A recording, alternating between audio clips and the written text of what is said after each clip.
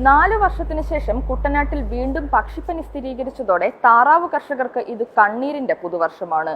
കോവിഡിനെ തുടർന്നുള്ള പ്രതിസന്ധി ഒരുവിധം നീന്തിക്കടക്കുമ്പോഴാണ് താറാവ് കർഷകരുടെ മേൽ ഇടിത്തി പോലെ പക്ഷിപ്പനിയും വന്നു വീഴുന്നത്.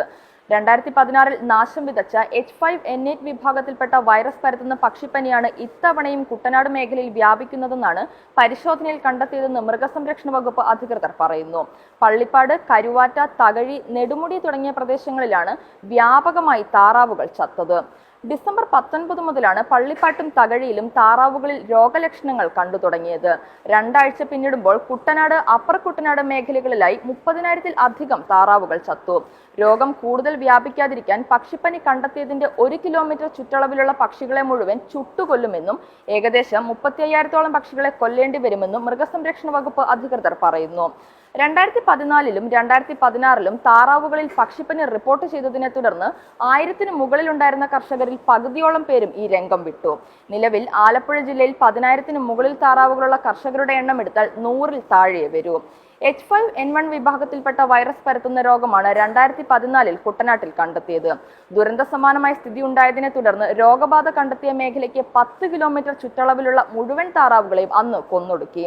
3 ലക്ഷം താറാവുകളെയും 2.5 ലക്ഷം മുട്ടകളും 4,700 കിലോ തീറ്റയും അന്ന് നശിപ്പിച്ചു. 231 കർഷകർക്കായി 3.82 കോടി രൂപ നഷ്ടപരിഹാരം നൽകിയതായി മൃഗസംരക്ഷണ വകുപ്പ് ഉദ്യോഗസ്ഥർ പറഞ്ഞു. തുടർന്ന് 2016-ലും പക്ഷിപ്പനി സ്ഥിരീകരിച്ചപ്പോൾ 6 ലക്ഷത്തോളം താറാവുകളെ കൊന്നൊടുക്കി. 1.5 ലക്ഷത്തോളം മുട്ടകളും 9,000 കിലോ തീറ്റയും അന്ന് നശിപ്പിച്ചു. 97 കർഷകർക്കായി 8 കോടി രൂപയ്ക്ക് മുകളിൽ നഷ്ടപരിഹാരം നൽകി.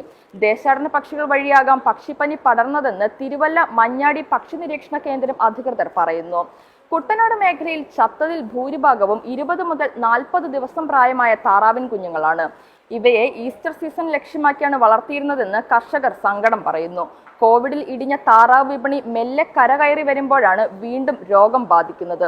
ഉചിതമായ നഷ്ടപരിഹാരം ലഭിക്കുമെന്ന പ്രതീക്ഷ മാത്രമാണ് ഇനി കർഷകർക്ക് ബാക്കി. കുട്ടനാടിനെ സംബന്ധിച്ചിടത്തോളം കേവലം നഷ്ടപരിഹാരത്തിൽ മാത്രം ഒതുങ്ങുന്നതല്ല പക്ഷിപ്പനിയുടെ ആഘാതം. ഇവിടുത്തെ കർഷകർക്ക് നെൽകൃഷിക്ക് പുറമെയുള്ള പ്രധാന ജീവിതോപാധിയാണ് താറാവ് കൃഷി.